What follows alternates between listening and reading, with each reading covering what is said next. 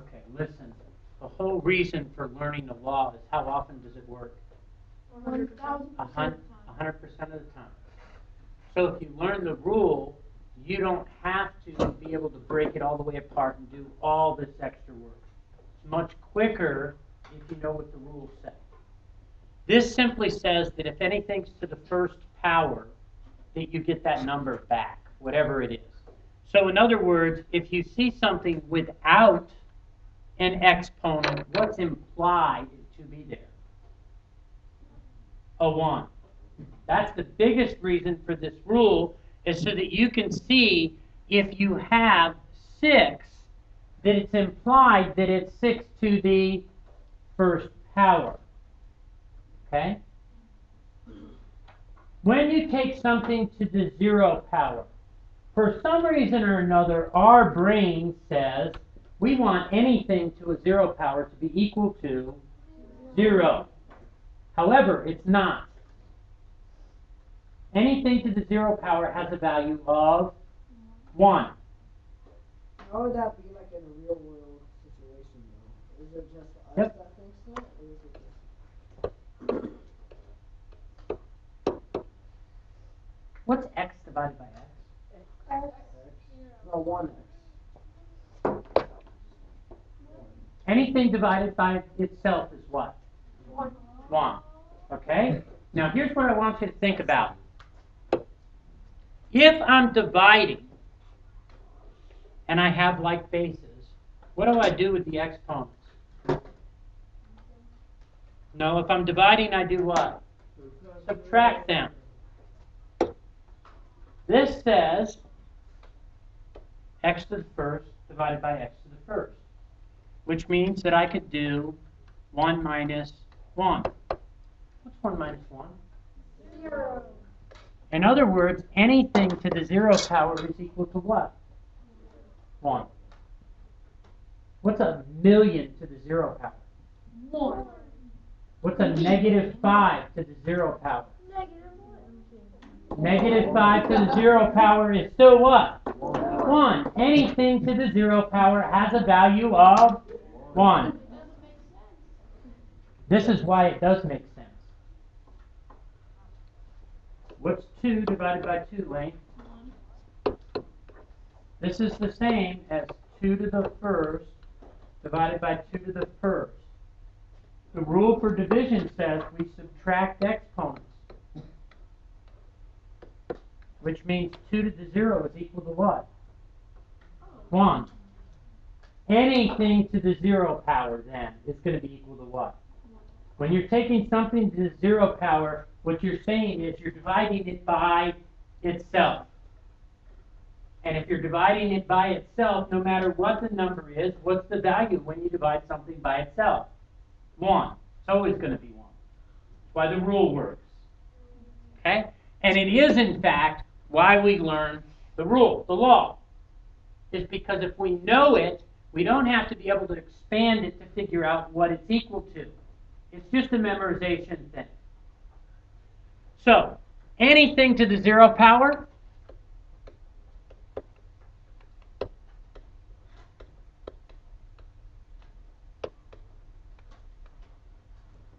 equals 1.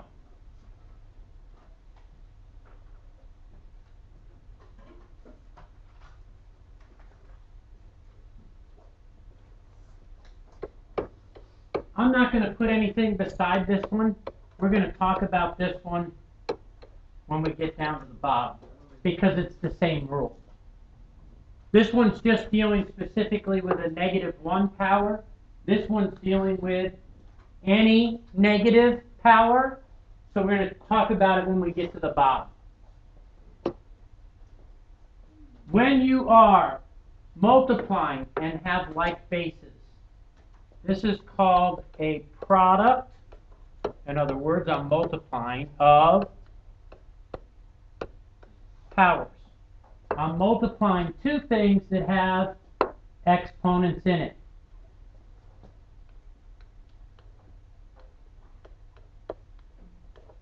You add the exponents. That's what the rule says. If I take x to the m times x to the n, then it gives me x to the m plus n. I add those exponents together. If you look, x squared times x cubed is x to the 2 plus 3. And again, I want you to show you that if you don't remember the rule, you could expand it to see what it would be. If I expand this, x squared, what does x squared look like when it's expanded? Does anybody know?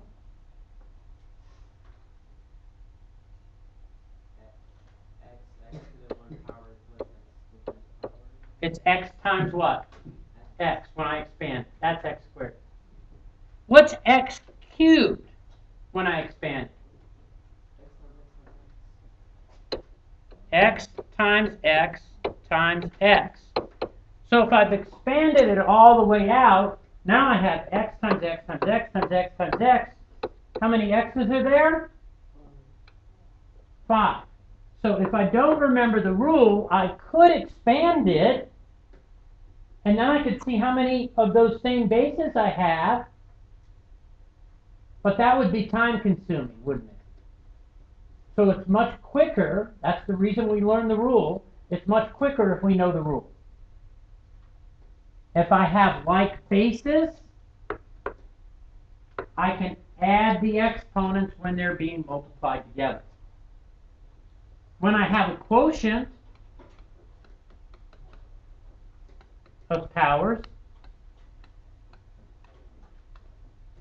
I subtract the exponents. Multiplication and division are opposite of each other, so it makes sense if I'm multiplying and I add exponents, that if I'm dividing, I would subtract exponents. They're opposite of each other. Again, x to the m divided by x to the n is going to be x to the m, and I take away the part that's in the denominator. X to the 6th divided by x squared. Again, if you don't remember the rule, x to the 6th would be written how? X times x times x times x times x times x over x times x. When you have something like this, if it's both in the numerator and denominator and it's all being multiplied together, what happens to them? What can I do with them? I can cancel them out. How many x's are left? 4. X to the 4th. So I could expand it all the way out to figure out what the value is, or I can learn the rule. It's just quicker to learn the rule. Everybody see the rule and why it works? When you have a power to a power, you multiply exponents. X to the m raised to the nth power becomes x to the m times n. You multiply these two exponents together when you're raising a power to another power. Those get multiplied together. So, if I had x squared, all being cubed, it becomes x to the 2 times 3. And obviously 2 times 3 becomes 6. And that is something, again, you can do it by expanding it. It's just easier to know what the rule is.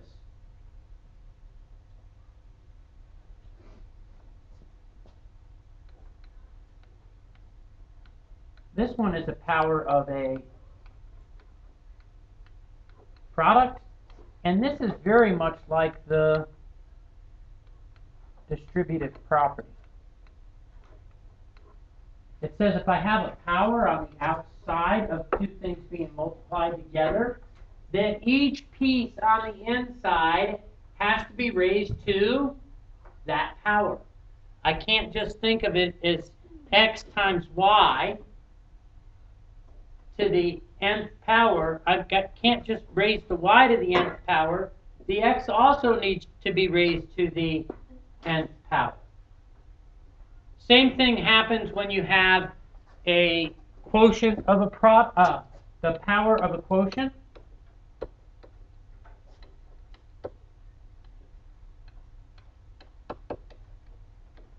This is basically still the same as what? The distributive property. If I have x divided by y inside of parentheses raised to the nth power, then both the x and the y on the inside have to be raised to the nth power. Okay?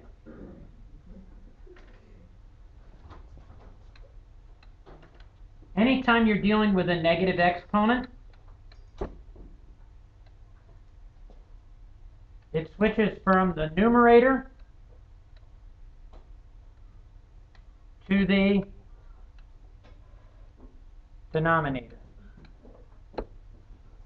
Or if it was in the denominator, it'd go from the denominator to the numerator. Okay, so It just means that it's going to change locations.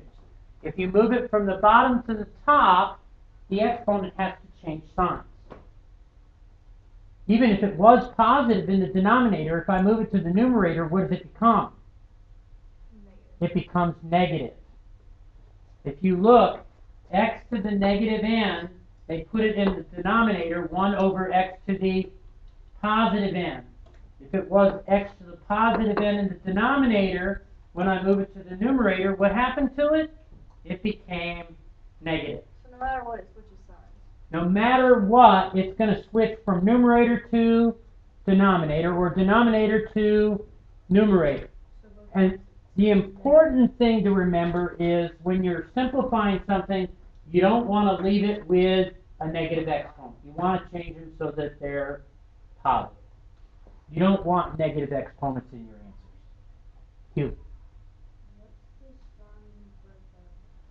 I just meant that this rule right here and this rule were basically the same. This rule specifically applied if it was what type of exponent? A negative 1. Specifically a negative 1. Oh, yeah. Okay. This one only works and it's talking about when it's a negative 1. This one works when it's talking about any negative number. Could be a negative 20. If it said x to the negative 20th, I would rewrite it as 1 over x to the positive 20th. If it was in the numerator, I've got to put it in the denominator. If it was in the denominator as a negative, I've got to put it in the numerator to make it positive. That's what the rule says. Pretty good? I didn't put anything. It's saying anything to the first power is what? Itself. That's what it's saying. Am I good? I have 3 examples. A lot of numbers. It looks like a lot. You can. This one's one of the examples in the book. It's number 7 from one of the pages. Huh? Okay. Okay, so I saw something on the news. Is this math related? No, sir. No, wait. Okay. Thank you. Wait, so would you multiply the 4 and the 4? Okay. Or would you leave them both? Listen. This one, I'm dividing with like bases. What's the rule say when you're dividing with like bases? What do I do with the exponents? I subtract them. This is the same as 4 to the 5 minus 3. Well, what is 5 minus 3?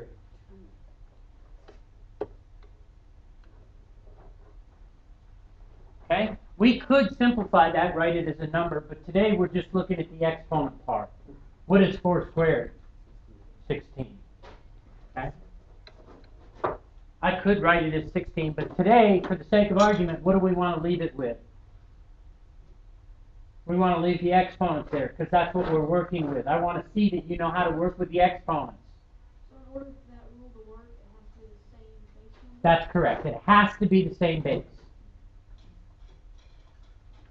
Number 2, I have a power being raised to a power. What do I do with exponents when I take a power to a power? What's the rule? Oh, multiply them. I multiply them. This would be 5 now to the 3 times 2. Which would be 5, 6. 5 to the 6th power. By the way, that's going to be a pretty big number. I got you down. Really? 625 times 25. 15,600. It got big quick, didn't it? Oh, yes, it did. Exponents get large in a hurry. Okay. Number 3 applies a couple things that we've been doing. It implies the rules from the exponents, but it also implies some of the things that we've been doing with order of operations. What am I going to do with this 2 squared to the 3rd power? You're gonna become 2 to the 6th power. It's going to become 2 to the 6th power because I'm going to take 2 to the 2 times 3. Everybody okay so far? What am I going to do first here? Subtract. What is 10 minus 6? 4. To the power of 3. 16 times 4.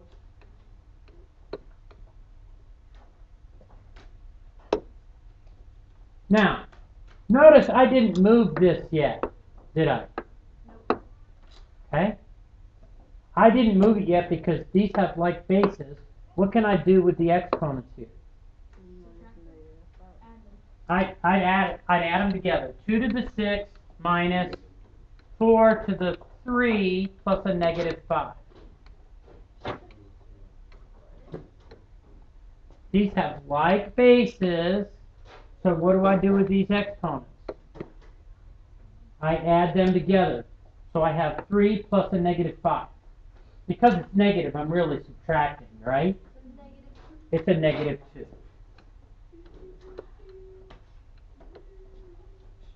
Now, what did I say about negative exponents?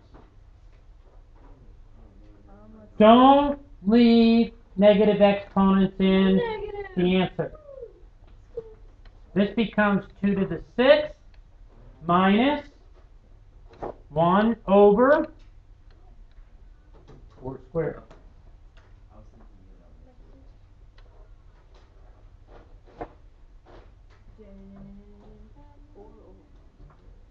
about I think, by the way, 2 to the 6th power, I think, is 128, and that would be minus 1/16. So it'd be like 127 and 15/16 if you worked it all the way out. 2 to the 6th power, I think, is 128.